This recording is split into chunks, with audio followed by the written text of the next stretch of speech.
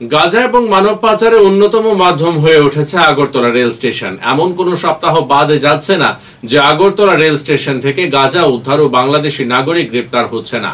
রবিবারও Agartala rail station থেকে এক অবৈধ বাংলাদেশি নাগরিককে গ্রেফতার করা হয়।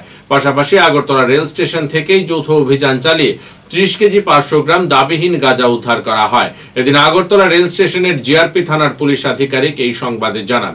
তিনি জানান, রবিবার বিকেলে আগরতলা রেল স্টেশনে জিআরপি থানার পুলিশ এবং আরপিএফ এর জওয়ানরা যৌথ অভিযান চালিয়ে এক বাংলাদেশি নাগরিককে গ্রেফতার করে।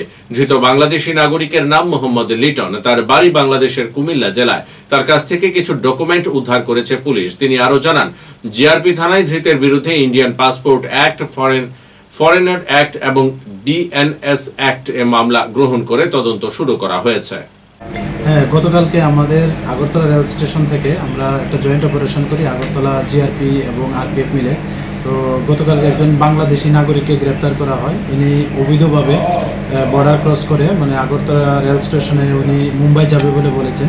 তো আমরা গতকালকে ওনার এগেনস্টে আমাদের আগরতলা জিআরপি থানাতে একটা মামলা নেই, যার মধ্যে যে নতুন আইন বিএনএস অ্যাক্ট, আইপিপি অ্যাক্ট এবং ফরেনার অ্যাক্ট আছে।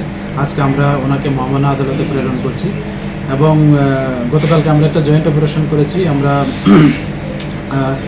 এখানেও সেম আগরতলা জিআরপি, আরপিএফ এবং আমাদের যে বিএসএফ এবং আমাদের আরও যে সিস্টার এজেন্সি আছে সবাই মিলে।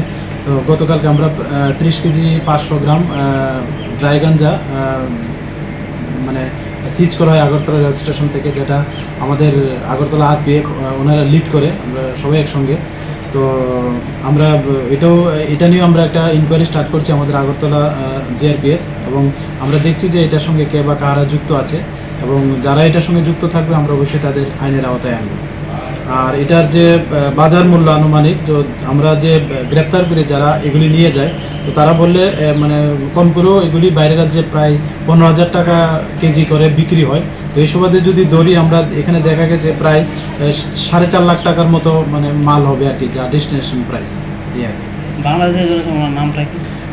ওনার নাম হলো এমডি লিটন। উনি কুমিল্লা জেলার অন্তর্গত, বাংলাদেশ।